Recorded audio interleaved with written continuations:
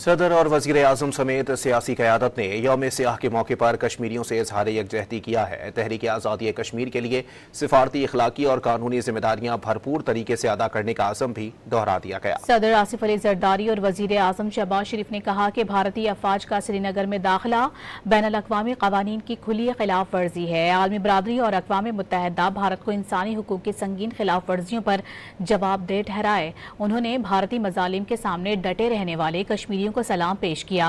कहा, कश्मीरी अपनी जिद्दोजहद में अकेले नहीं, 24 करोड़ पाकिस्तानी उनके साथ खड़े हैं।